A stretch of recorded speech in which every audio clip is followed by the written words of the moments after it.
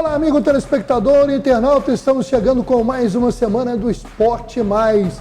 No programa de hoje, junto com o Pedro Paz, nós vamos falar de campeonato estadual, mundial de clubes, falar do Brasil campeão sul-americano sub-20, geração que promete, e lógico, do esporte na sua cidade. Está começando o Esporte Mais.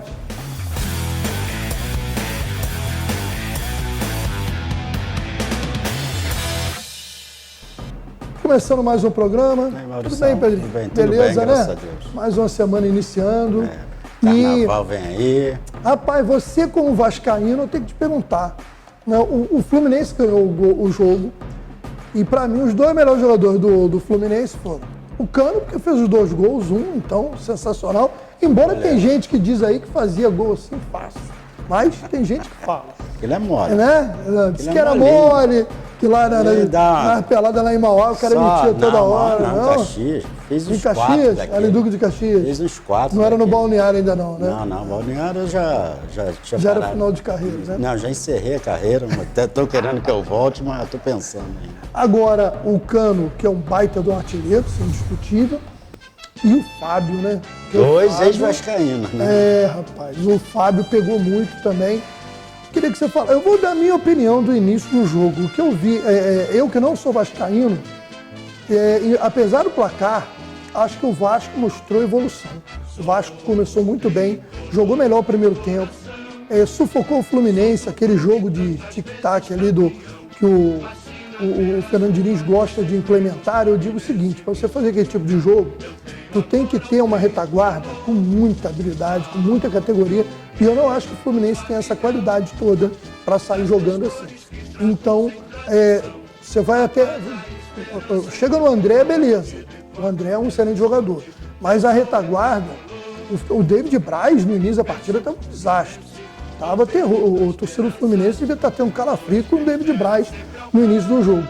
E o primeiro tempo foi do Vasco, que parou nos erros de finalização e quando acertou, o Fábio apareceu muito bem. O Fluminense não apareceu no primeiro tempo, mas melhorou no segundo. Melhorou pouco, né? Eu acho que o Vasco evoluiu muito. Quem viu o jogo ontem, o Vasco arrebentou, entrosamento, jogada, tu vê que o time tá com jogada ensaiada, fazendo 2-1, marcando direito. A evolução do Vasco é claro, o Vasco vai dar trabalho. Agora vamos lá, 2 erros do Vasco. Você pega o primeiro gol, deixa o Cano sozinho só para chapar, ele não precisa dar 2 toques na bola. O segundo gol não vou nem falar, não. O segundo gol é um erro de individual que acabou gerando um golaço, né? Agora, quem viu o jogo sabe que no mínimo ali o empate seria até ainda estaria o Fluminense melhorou no segundo tempo, mas mesmo assim o Vasco ainda criou pelo menos duas oportunidades claras, com o Pedro Raul. E o segundo que o Fábio defendeu, não lembro quem fez o chute agora, me deu branco. Mas aquela cabeçada do Pedro Raul, o Fábio tirou, aquela que a gente brinca, né? Tirou com o olho, porque milagre. Não tinha o que fazer ali. Então, o Gabriel Peck jogou muito tá jogando muito bem. Né? Então estou vendo uma grande evolução no Vasco. O Fluminense até decepcionou, porque você falou uma coisa fundamental. Dali para frente, ela toca a bola, a zaga ali, a parte que faz, a estrutura do Diniz é aquele toquezinho de bola, né? E você tem que ter gente preparada para que saiba tocar na bola, pelo menos não errar um passe daqui ali. E você só começa a ter qualidade quando chega ali no meio, claro. O André. Aí... Mas o Samuel Xavier é um lateral razoável, é um bom lateral, né? Eu acho que. Mas para implementar só esse jogo, porque ele só joga dessa forma. Então, ele não tem aquele time do Barcelona isso com provou o Messi, o seguinte, com nada. Exatamente. Esse que é o problema. Isso eu sempre falo com algum amigo tricolor que defende, olha, o problema é que para você jogar daquela maneira, tu tem que ter uma qualidade que o Fluminense não tem. 2 times se deram bem com esse jogo. Aquele time do Messi, ainda com aquela estrutura maravilhosa, e 2010... O meio campo do cara tinha Xavi, Iniesta, Piqué na zaga. E 2010, quando a Espanha foi campeã do mundo. Foram as 2 vezes que esse futebol funcionou. A verdade é essa. Só tinha craque. E o detalhe, né? O Iniesta e o Xavi, eles vinham buscar bola. Claro, e sabia conduzir, sabia fazer ligação. Realmente, aí a comparação fica até... Não, mas é que eu falo só, esse tipo, ao meu ver, esse tipo de tática só funciona você com 11 craques, inclusive o goleiro, que tem que participar. Bom, vamos lá então. Lembrando então que com 2 gols de Cano, sendo o segundo uma pintura, num chute ali de rara felicidade Achei do meio bem campo. mais ou menos. Tá bom. Que encobriu o goleiro, o Léo Jardim, o Fluminense derrotou o Vasco por 2-0 no Maracanã. O Fluminense, com esse resultado, subiu para 16 pontos. O time das Laranjeiras subiu para 16, é o vice-líder, perdendo nos critérios técnicos para o Botafogo. Enquanto o Gigante da Colina segue fora do G4. Tá preocupante aí, porque de repente não vai chegar na semifinal. O Fluminense só volta a jogar no dia 25 pelo Cariocão contra a Portuguesa no Maracanã, mas no Maracanã também essa semana ainda teremos o clássico entre Vasco e Botafogo, clássico atrasado do campeonato. Bom, vamos aí rapidamente aos outros resultados. Numa grande virada, o Audax Rio conquistou uma excelente vitória sobre o Boa Vista por 3-2, depois sair perdendo por 2-0. 2-0 O jogo foi disputado lá no Jair Toscano, em Angra dos Reis. O Edu e o Marquinhos fizeram os 2 gols do Boa Vista. Aí o Pablo Tomás, o Carlinhos e o Peu viraram o placar para os donos da casa. O time do Audax subiu para a 8ª posição com 9 pontos. E o Boa Vista segue namorando com o rebaixamento, lanterna da competição com apenas 2 pontos ganhos. Eu acho que vai ficar a briga aí entre o Boa Vista e o Resende para ver quem não cai. Tudo leva a crer isso, né? A não ser que um dos dois tenha uma reação que eu não vejo como ter, mas... Bom, os dois só jogam, né? Tanto o Audax quanto o Boa Vista, na segunda-feira, dia 27, né? Porque nós temos aí a parada do Carnaval, vai ter só jogos atrasados. A gente vai falar sobre isso aí daqui a pouquinho. O Audax vai pegar o Madureira e o Boa Vista, que está precisando reagir, vai pegar logo o Vasco em São Januário. O Botafogo assumiu a liderança da competição, derrotaram o Bangu por 2-0 na noite do sábado, dia 11, no Luso Brasileiro, lá na Ilha do Governador. Tiquinho Soares, o nome do jogo, jogou muito, fez gol. Também, o Piazon entrou no finalzinho e ele que perdeu a vaga, entrou no final, fez o gol e falou, tô aí, não dá mole não. Fez a diferença. Né? Agora, os dois marcaram os gols, o Botafogo chegou a 16 pontos, liderando com um jogo a mais que o Flamengo. Né? O Bangu segue brigando ali, ainda tem chance, porque o Bangu já enfrentou praticamente todos os grandes, tem 12 pontos, está ali fora do G4, mas está na 5ª colocação. O Botafogo, a gente vai falar daqui a pouquinho, vai enfrentar o Vasco no Maracanã, partida que vai complementar a 3ª rodada. Já o Bangu só volta a campo no dia 26 contra o Volta Redonda. Com o gol de Gustavo, o Madureira venceu o Resende por 1-0, sábado em casa pela 8ª rodada. Com a vitória, o tricolor suburbano subiu para 9 pontos, é o 7º colocado, e o Resende é o penúltimo colocado da competição, com apenas 4 pontos ganhos. Como eu disse, tudo leva a crer aí que vai brigar com Boa Vista para ver quem não cai. Nova Iguaçu e Portuguesa também jogaram no sábado, com empate em 1-1. O Bruninho marcou contra a favor da Portuguesa, mas aí foi gol contra do Bruninho, mas o Max, ele foi tentar dominar a bola e a bola entrou, né? Aí devia ser dividido, né? E depois o Natan Palafosse, de pênalti, deixou tudo igual. Temos aí o time da Lusa está em 8º lugar com 9 pontos e o Nova Iguaçu, com 7 pontos, está na 9ª posição. Ô Pedrinho, falando rapidamente do campeonato, da classificação, lógico que a gente tem jogos atrasados, mas se desenha o seguinte, embora o Bangu está ali pertinho, mas eu acho que o Flamengo, Fluminense e Botafogo estão, né, já... E o Vasco vai brigar ali, talvez, com Volta Redonda, né? A briga é essa e seria maravilhoso que os 4 grandes, né, esse ano que investiram... Depende, para a torcida do Volta Redonda, não. Para a torcida do Volta Redonda, não. Estou falando para o campeonato, para o produto, que eu sempre falo, os 4 grandes. Eu sou torcedor de time pequeno, eu sou América, então você torce para o time pequeno, tem uma chance. A tua torcida, teu Santo não está ajudando muito, não. Tá mas vai melhorar. Volta Redonda poderia estar em... Outro dia tomou uma cacetada. Perdeu para a Portuguesa, né? Aquilo que a gente falou aqui, que esses times pequenos, acontece isso. Oscilada, ganham dos times... Eu lembro uma vez que o América ainda estava na primeira do Carioca, O América venceu o Tem Fluminense 100 anos, e né? o Botafogo. Não, tem tudo isso não. Tenho menos de 10. Tá, uns 100. Aí eu despenquei de Teresópolis para ir lá na rua Bariri ver América e Olaria. Perdemos para Olaria.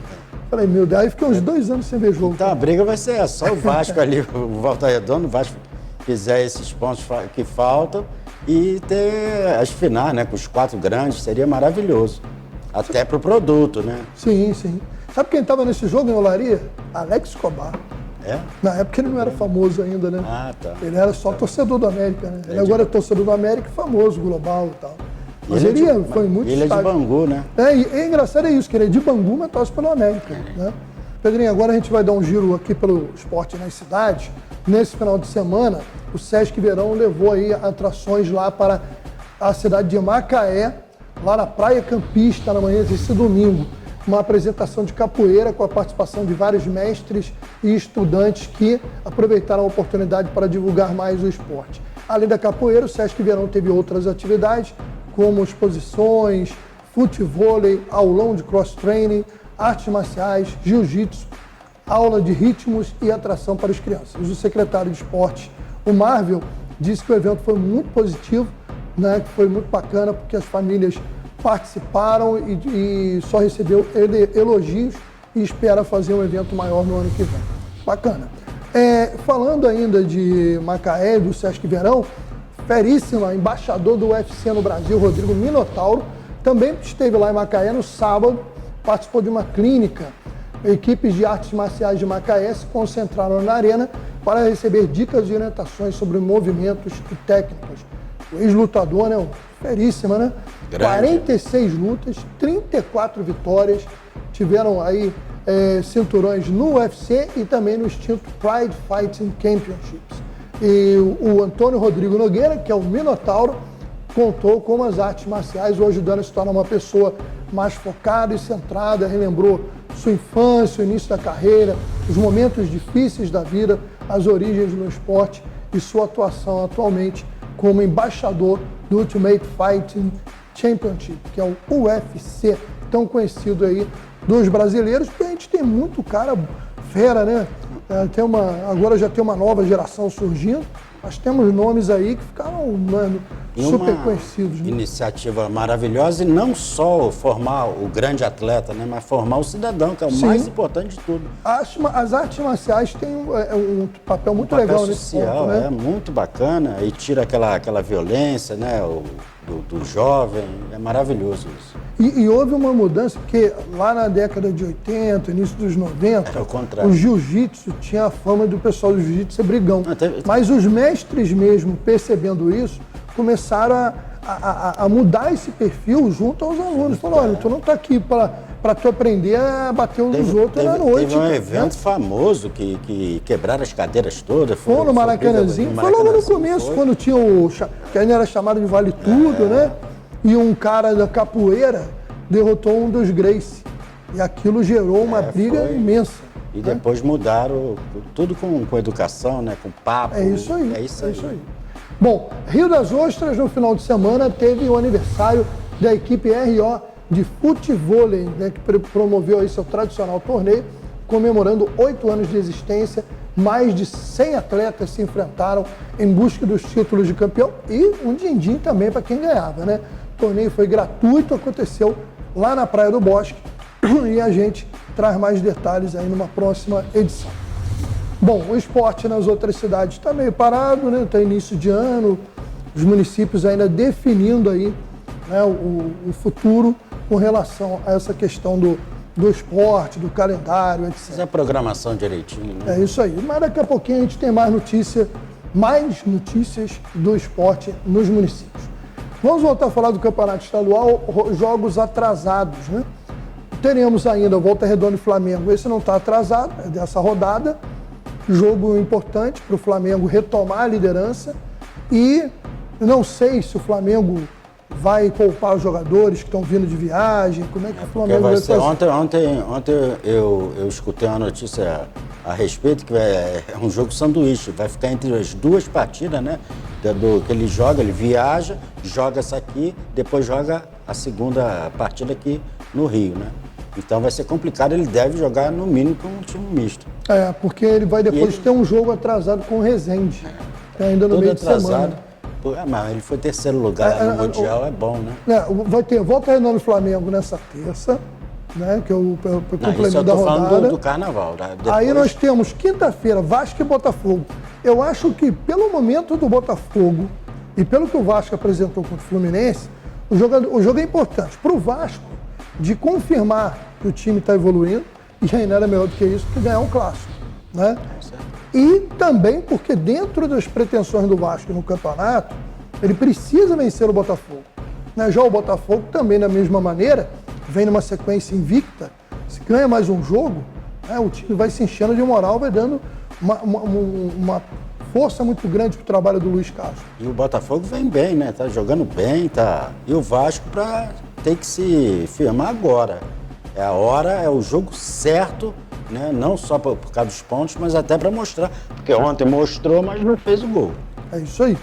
Então nós vamos ter durante a semana Volta Redonda e Flamengo para completar a rodada, que está essa rodada em andamento. Vasco e Botafogo, que é jogo atrasado. E no sábado de Carnaval, jogo isolado, Resende e Flamengo. Aí o campeonato só volta no dia 25. Tá? Bom, agora, Pedrinho, nós tivemos na semana passada a definição dos confrontos dos times do Rio de Janeiro na primeira fase da Copa do Brasil. O sorteio foi realizado na sede da CBF e as partidas devem acontecer entre os dias 22 de fevereiro e 1º de março. Ainda não tinha, até a gravação desse programa, a data exata. Mas vamos lá ver os jogos dos times do Rio. O Resende, porque tem time pequeno que se classifica pela campanha passada, ou pela Copa Rio, né? Aquela Copa Rio que a gente tanto fala, o que ela vale? Ou você conseguir uma vaga na Série D do Brasileiro, ou jogar a Copa Rio. O Resende, se eu não me engano, foi o campeão da Copa Rio e escolheu a Copa do Brasil. Ele vai pegar o Ferroviário do Ceará. Quer dizer, é importante classificar. O momento não é bom, né? O Resende vem mal no campeonato estadual, fica naquela expectativa de pegar um time grande, né, para poder fazer um dinheirinho com a televisão, vender o mando de campo, mas nem isso vai poder, porque o Ferroviário não tem esse apelo, né? E o Ferroviário não está mal, não, né? Lá no Ceará está dando trabalho. Está dando trabalho lá para o Ceará. E aí, se for eliminado no primeiro jogo... Né? Do jeito que está, né? O time, pelo Campeonato Carioca... Está complicado. Complicado. O Fogão vai jogar fora de casa contra o Sergipe. Então, é sempre assim, é um jogo só, né? Time, e o time mais fraco, teoricamente, joga em casa. Joga em casa e... No caso ali, o Resende, no ranking, está abaixo do Ferroviário, por isso que vai jogar em casa. Sergipe e Botafogo. Lógico, eu não tenho acompanhado o campeonato sergipano, também não. Mas eu creio que o Botafogo é franco favorito, né? Mesmo fora de casa. Aí vem o Falcon do Sergipe, que eu não sabia nem que existia, todo respeito, contra o Volta Redonda. Aí aquela história também, Voltaço tem tá que... bem, tem chance de ir lá e conseguir avançar. Aí tem o Nova Iguaçu. O Nova Iguaçu pega um adversário difícil, Vitória da Bahia. Não está naquele momento Vitória, mas... Né? E agora tem aí o Vasco, que pega o trem. Não pode deixar esse trem atropelar, né? O trem bala, né? O Vasco é o trem bala. O trem bala da colina contra o trem do Amapá. Mas esse trem aí... Esse trem do Amapá tá meio parado. Esse trem do Amapá tá parecendo VLT lá do Rio, mais ou menos? Não. Tá pior? É que a Maria Fumaça. Então, mas aquela lá de Tiradentes para Mariana é maneiro, pô, é bacana. Mas é para passear só, né? Vai devagarinho. O Vasco atropela. O trem bala atropela. Tá confiante? Tá confiante? Com certeza. Então tá bom. Flamenguista te zoando aí. Bom, quem? O terceiro? O terceiro melhor do mundo. Terceiro melhor do mundo. Olha. O segundo é o Al-Hilal, sei. Mas... tá bom. Vamos agora ao giro de notícias internacionais.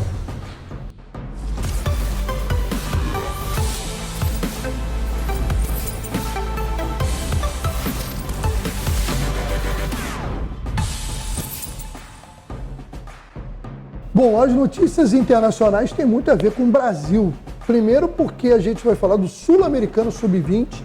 O Brasil foi campeão. Passando sufoquinho. Contra o Uruguai. Primeiro tempo, o Uruguai foi até um pouco superior. mas também não criou tantas oportunidades. Agora, no segundo tempo, o Ramon Menezes, né, que jogou muito tempo no seu Vasco, jogou também no Fluminense e no Botafogo, eu acho. Só não lembro se não jogou no Flamengo, acho que não. Mas no Vasco, no Fluminense e Botafogo, acho que eu lembro. Mas o Ramon Menezes, que é o atual treinador da Seleção Brasileira Sub-20, mexeu no time no segundo tempo, o time voltou melhor, criou chances. E aí, o Andrei, do seu Vasco, que está indo para o Chelsea, foi um dos destaques da equipe na competição, fez de cabeça. E depois, o Pedrinho, né? Categoria do moleque, né? Houve uma roubada de bola, o Kaique, que é jogador do Cruzeiro, participou dos 2 gols, ele lançou o Pedrinho. O Vitor Roque estava no meio, ele podia ter tocado para o Vitor Roque, mas ele teve personalidade, meteu lá e fez o gol. Também se perde, o Vitor Roque ia xingar até a 5ª geração. Mas fez aí. E o Pedrinho tem 16 anos. 16 anos. Moleque bom de bola. E a gente viu ali alguns... geração boa, né? Muito boa.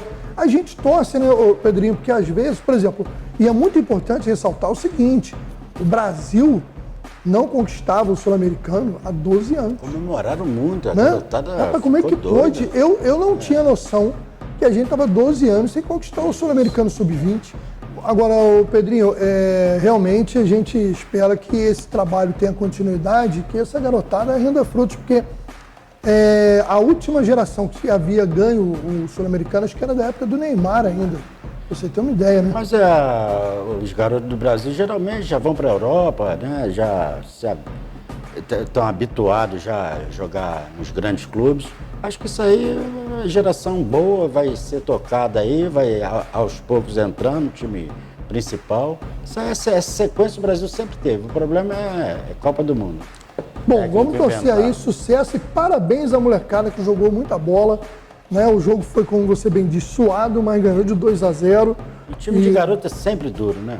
Sempre, não tem jogo fácil, é um ou outro. Agora não tem como não ter Brasil e Uruguai, não ter confusão, né? Até na molecada, né? Tem que ter, né? A Brasil e a Argentina também, Argentina e Uruguai. A gente tem uma diferençazinha boa lá, Chile também, para a Argentina. Agora, Pedrinho, vamos falar do Mundial de Clubes, né? Afinal de contas, já tem tanto tempo. O Flamengo conseguiu aí o terceiro lugar, 4-2 em cima do Al-Ahly. Agora, para você também trazer a sua opinião, o que eu vi no Flamengo nos 2 jogos no Mundial de Clubes é que, ofensivamente, o time continua se valendo da qualidade individual de Arrascaeta, Gabigol, Pedro, Everton Ribeiro. Então, ofensivamente, o Flamengo sempre é um time muito forte, né? Tem jogadores de muita qualidade. Porém, o time não tem aquela pegada mais de 2019 de algum tempo. E esse início de trabalho do Vitor Pereira, me parece que o time está mais frouxo ainda em termos de marcação.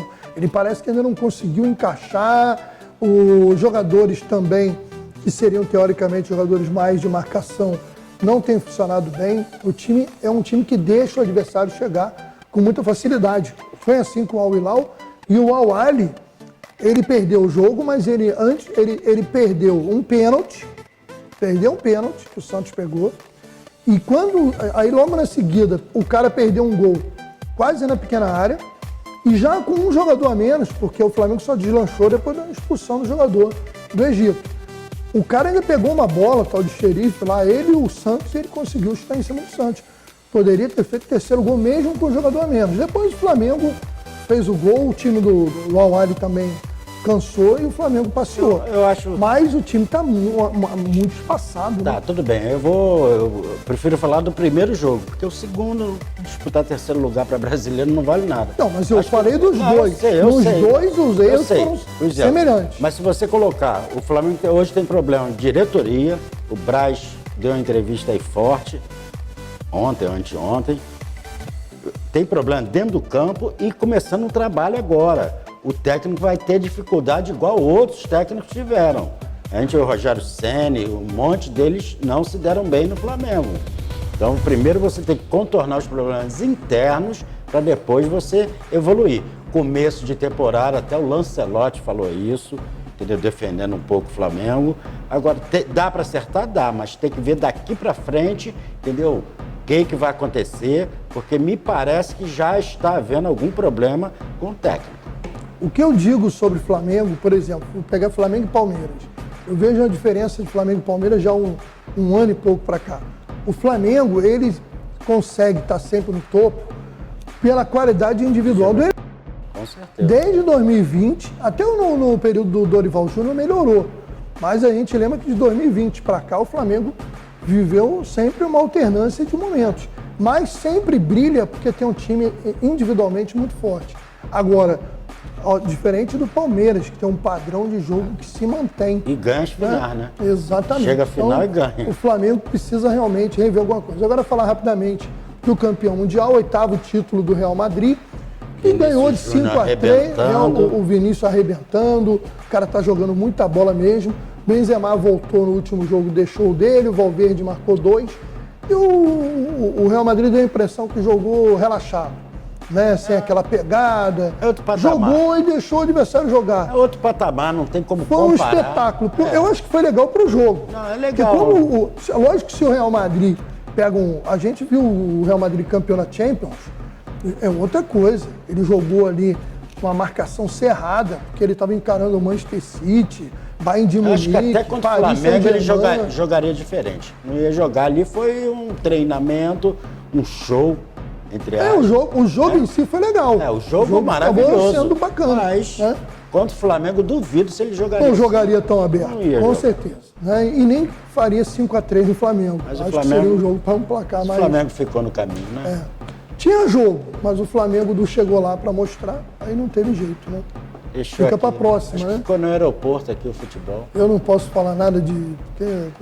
Ainda bem que a gente não fala nem de Campeonato Mineiro aqui, porque a coisa está feia. Vai falar do lado quê, do Cruzeiro, né? Melhor deixar quieto, Deixa né? pra lá. Tu já pichou meu Vasco, tá tudo certo. Pô, eu elogiei o Vasco. Não, falou mal. Falou que perdeu, que o Cano meteu um golaço. Ué, mas isso é a realidade. Só deu o Vasco no jogo todo. Tem 2 jogadas, só falo das 2 jogadas do Fluminense. Eu falei que o Fábio foi um destaque da partida. Falou no finalzinho o Fá, nem completou o bico. O cara perde o jogo, o que eu fico falando que o time dele foi maravilhoso. Fá agarrou, não. Ô, Rodrigo, o cara perde o jogo, ele quer que a gente fale que o time dele foi maravilhoso. Arrebentou, vamos falar bem. Aqui. Maurício, um abraço. Meio de semana a gente tá de volta. Deu uma pichada mesmo. No dia que tu faltou aí, fez eu e Alexandre, deu uma pichada em você. Pô, eu não tava aqui nem pra me defender e eu nem vi. Não, mas o Alexandre te defendeu. Ah, bom, que bom. Meteu pau em você também. Pô, eu tô bem. Aí, meu amigo telespectador internauta, eu não venho, os companheiros de bancada, tá vendo como é que a gente tá? É brincadeira, falando bem. Pedrinho, um abraço. Um abraço, tá? tudo de bom. Valeu, Rodrigo, na parte técnica. Valeu a você que nos acompanha nos canais e plataformas que transmitem o Esporte Mais. Um abraço, até o próximo.